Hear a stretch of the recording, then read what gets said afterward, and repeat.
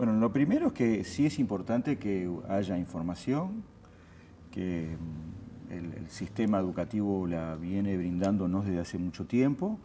El monitoreo educativo de educación secundaria existe desde el año 2008, antes no existían datos, sobre todo identificados por liceo.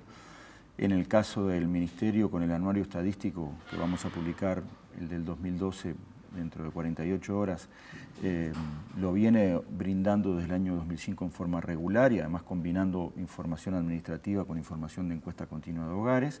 Si la información es necesaria y esta información en términos generales no varía de la que nosotros veníamos dando en una situación que es muy mala con respecto a la no aprobación en los niveles de educación media, particularmente de educación media básica. Otra cosa es decir, vamos a publicar los resultados por liceo con un fin que es bastante discutible, que es decir, bueno, para que la sociedad haya una presión para que mejoren esos resultados por conocerlos por liceo públicamente. La justicia optó por la ley de acceso a la información, la 18.381, sí. Y no optó por la ley de educación, la 18.437.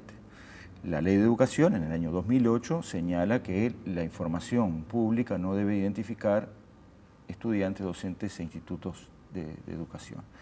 Y esto estaba pensado porque hay un modelo que considera que esta información es imprescindible para cada liceo, y cada liceo la maneja. Es más, yo he estado en liceos donde esa información, los niveles de repetición, están en las carteleras. No es para guardarlas, porque en el Liceo 37, cuando se inauguró, había todo un salón donde estaban todos los datos del liceo, matrícula, repetidores, por grado, parece muy bien. Lo otro es cuando se publica en un estilo ranking, donde en realidad en otros modelos eso va acompañado de transferencias de dinero para premiar lo que les va mejor y para castigar lo que van peor, y va acompañado de la posibilidad de que los padres puedan mover a sus hijos para mandarlos más a uno que a otros. Eso va generando segmentaciones que se agregan a segmentaciones ya existentes en las sociedades actuales, sobre todo las territoriales, y lo que hace es que los de un mismo nivel, para decirlo, en los mismos sectores sociales, vayan a los mismos liceos. Y la educación está demostrado por muchos estudios que la heterogeneidad ayuda al aprendizaje y también está demostrado que ayuda a la integración social. Entonces, hay quienes señalaban que en realidad cuando las autoridades se preocupan por esta discriminación que se hace liceo por liceo, donde se demuestra que evidentemente los liceos de la periferia tienen problemas mayores que los que están en la zona este de Montevideo, por ejemplo, que en realidad lo que discrimina es la realidad y no conocer los datos. En realidad, generalmente, dar los datos favorece a las poblaciones más vulnerables, que de otra manera no accederían del todo a la información. Otros sectores sociales tienen más facilidades, más posibilidades de acceder. Bueno, en realidad lo que sucede es lo mismo, porque ustedes saben que no todos están atentos a lo que sucede por más que lo pasen por la televisión o que puedan acceder a ese ranking porque tienen que entrar en internet, etc. También allí hay sectores que van a estar más preocupados por ese ranking, que lo van a leer antes de tomar decisiones, y otros que no lo van a leer, u otros que no van, aunque lo lean, no pueden tomar decisiones suficientes como para poder modificar esa realidad. Entonces lo que nosotros tenemos que pensar es, datos tiene que haber, nosotros hemos sido en eso, nadie nos puede decir. Por el contrario, nosotros hemos dado muchísima información y gran parte de los debates porque hemos dado información. Hay que recordar que, insisto, el monitoreo educativo de secundaria se constituyó en el año 2008. Antes esos datos no se sabían ni siquiera en los propios liceos. Y antes tampoco se difundían públicamente. Por lo tanto, y además hemos dado un conjunto de informaciones a través del anuario. Creamos un Instituto de Evaluación Educativa que el año que viene va a brindar un informe general. La voluntad y la necesidad de información para mí es vital para tomar decisiones, para rendir cuentas. El asunto es que no todo tiene que ser informado de la misma forma, porque además la repetición es una sola variante, no una sola variable de un centro educativo, no se la contextualiza necesariamente, no se explica qué otras características puede haber en ese centro, qué acciones se están tomando para revertirla. Por lo tanto, no da demasiada información. Lo que sí es importante es saber, nosotros, porque tampoco no quiero que el televidente entienda de que uno quiere ocultar una realidad que es mala. Ya hemos dicho, sí, es muy mala. Nosotros hemos tenido niveles de no aprobación crecientes desde hace varios años, más allá de que del 2011 al 2012 hay una pequeña caída de un punto, que todavía no podemos decir que es una tendencia, pero hay una pequeña caída, tenemos que observar qué es lo que sucede. Tenemos algunas explicaciones, alguna explicación nos parece natural. Nosotros tenemos más de 20.000 jóvenes incorporados al sistema educativo que no existían antes, particularmente desde el año 2007, y a nosotros no nos parece que eso fuera casualidad, porque ahí se empieza a aplicar el pago diferencial en asignaciones familiares para educación media, empieza a haber boleto gratuito, empieza a haber políticas como el plan de equidad y acciones socioeducativas que se desarrollan, aulas comunitarias, el programa de formación profesional básica de UTU, una serie de medidas que se han ido adoptando para incorporar más. Lo que tenemos claro es que en este formato la educación media básica no logra dar cuenta de esa diversidad de sectores porque está pensado para un liceo secundario o para un ciclo básico tecnológico que tiene resultados que tampoco son buenos, pensados para otro momento. Y hay que pensar, y ya está trabajando en eso el CODICEN con todos los consejos conjuntos, en proponer una nueva modalidad de educación media que sea más integral, que sea más flexible, que admita la diversidad, que incorpore las distintas vertientes, o sea, no solamente lo intelectual y los conocimientos intelectuales para unos y los manuales y tecnológicos para otros, sino que sea más integrado, que le dé mayor diversidad y posibilidades a los liceos y a los centros educativos de educación media para que adopten decisiones en cada uno de los centros. Es decir, se está trabajando hacia ese nuevo modelo, que no va a ser fácil porque es una reformulación importante la que hay que hacer y porque además se hace sobre la base de gente. En realidad estamos hablando de 20.000 docentes en secundaria, estamos hablando de 4 o 5.000 docentes en la UTU, estamos hablando de 20.000 maestros en primaria, y esto implica una reformulación general. Necesitamos recomponer, o mejor dicho, realizar el puente de educación primaria y educación media que nunca hemos podido hacer. Para que la deserción baje, es decir, para que termine la escuela, efectivamente comience el liceo y lo continúe. Usted recién decía que van a dar a conocer el anuario, será entre jueves y viernes. El jueves 28 a las 12 del mediodía. Van a dar a conocerlo. Sí. Este anuario, que es el que se está presentando y que en este caso va a dar las cifras 2012, usted dice que repite más o menos lo que se ha conocido en estos días liceo por liceo, es decir, que hay problemas de deserción y repetición en enseñanza media. ¿Eso es lo que confirma el anuario? Sí. El anuario presenta la ventaja o la virtud del anuario es que presenta una realidad global, porque esa es la función que tiene el Ministerio, el área de estadística, de presentar una realidad que va desde la primera infancia hasta la educación universitaria, que incorpora además datos de la encuesta continua de hogares, además de los administrativos, presenta un panorama comparativo a nivel internacional, o sea que nos da un panorama general de la situación educativa. Porque a veces cuando se discute educación se discuten algunos tramos en particular y hay que pensar que esto es un tramo largo y nosotros vamos a mostrar cifras que efectivamente nosotros hemos mejorado mucho en muchos niveles, en la educación inicial, sobre todo en temas de cobertura y de ampliación. Uruguay está a la cabeza en ese sentido en América Latina y estamos entre los mejores países del mundo en eso, que en primaria hemos disminuido los niveles de repetición, hemos hablado de los problemas de educación media, aunque en educación media también hay aspectos positivos como es la reformulación de la matriz y la relación entre educación general, es decir, secundaria y educación tecnológica, está avanzando la matrícula, la proporción de jóvenes que optan por lo tecnológico en lugar de secundaria, y eso es una buena noticia, sobre todo en educación media superior.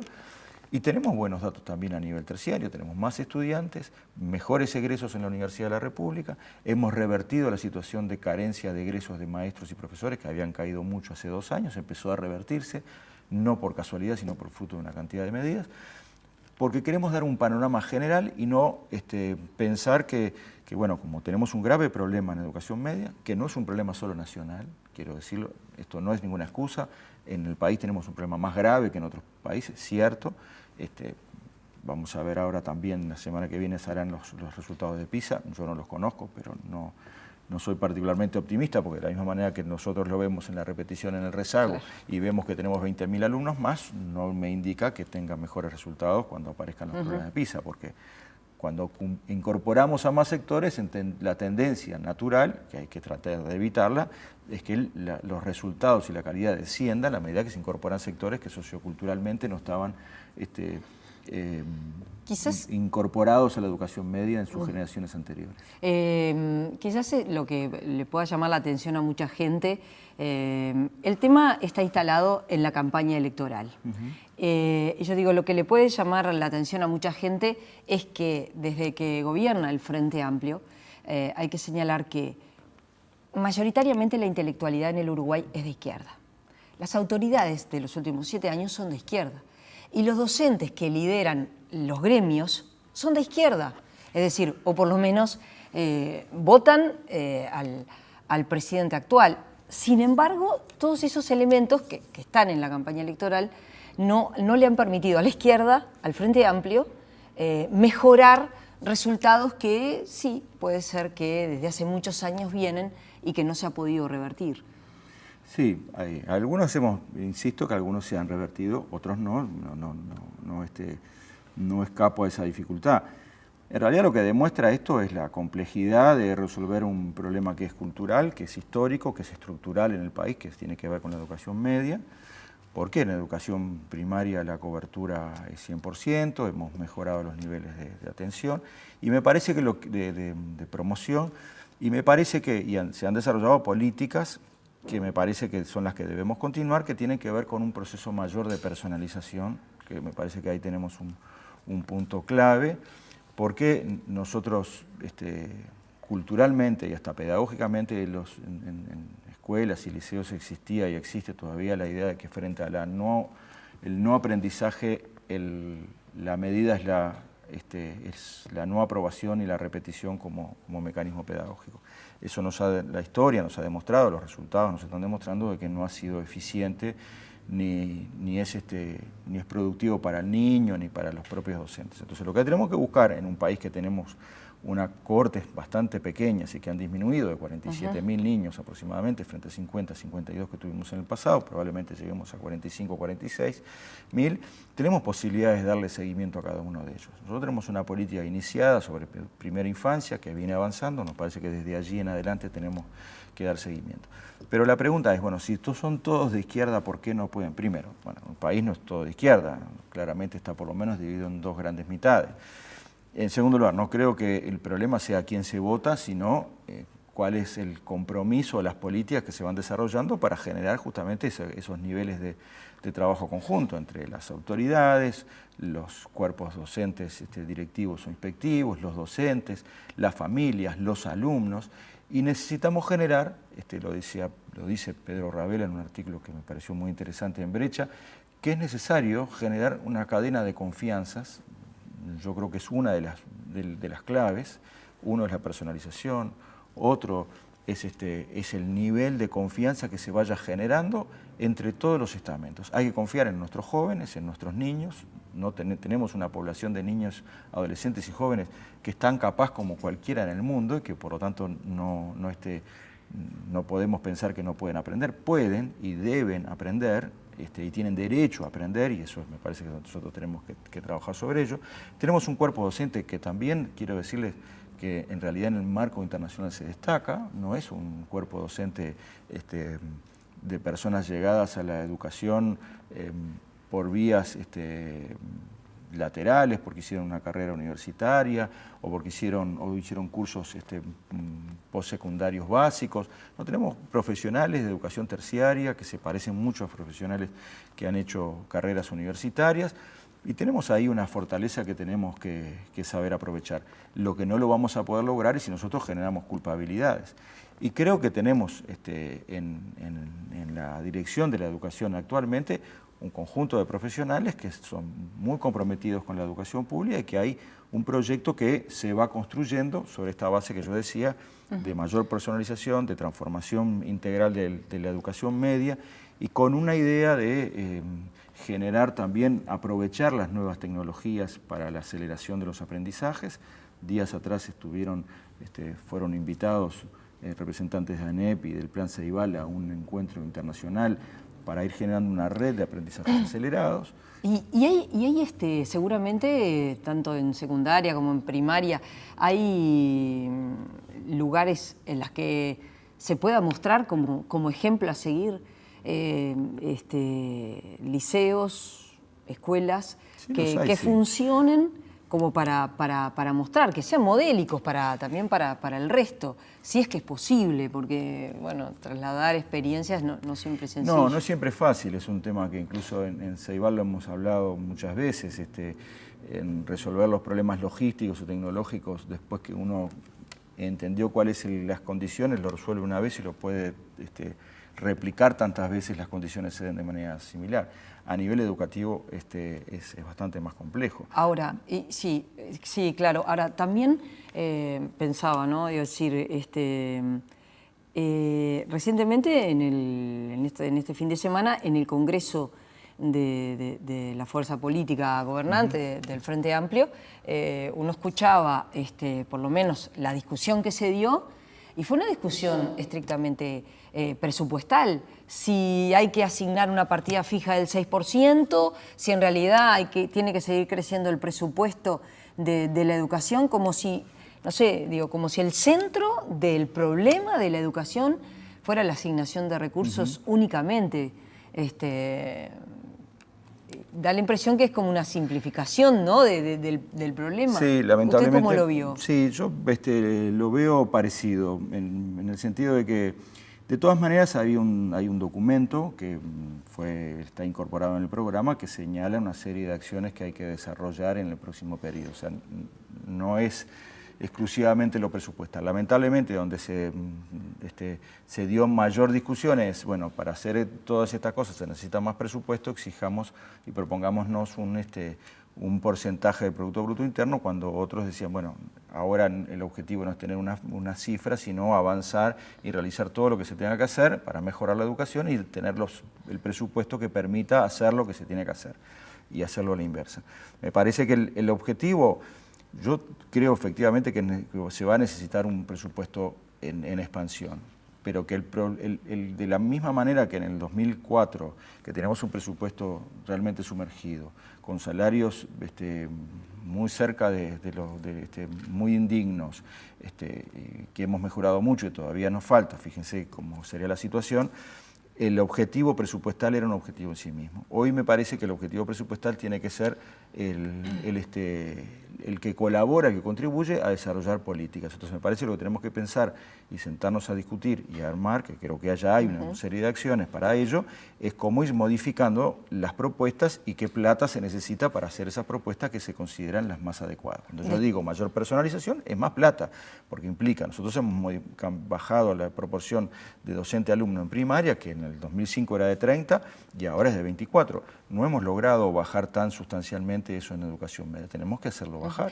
Tenemos que tener liceos más chicos, eso implica más plata. Tenemos que tener centros de educación media más integrales, eso implica más dinero. Bueno, pero tenemos que pensar esa propuesta y en todo caso el dinero que se incorpore para eso. Necesitamos, no solo vamos a terminar el periodo con 300 centros de jornada extendida, necesitamos también, y vamos a terminar solo con 4 liceos de jornada extendida. Necesitaremos centros de educación media con horario extendido, con alimentación, eso necesita más plata.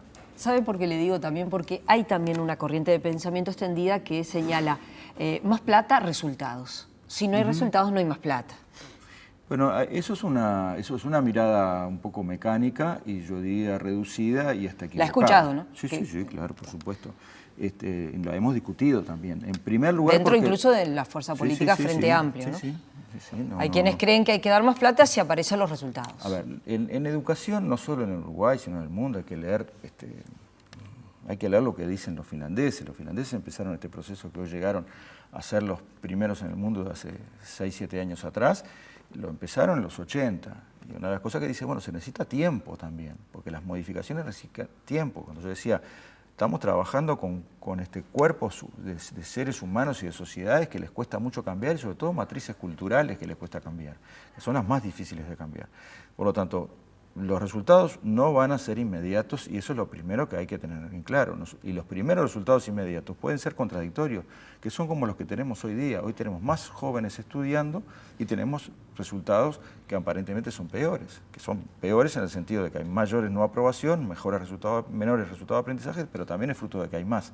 Yo no digo que esto haya sido inevitable, que no hayamos podido acelerar mejor esto con anterioridad. Probablemente sí, y es lo que tendremos que corregir en el futuro. Lo que sí quiero decir es que los resultados no pueden ser nunca inmediatos.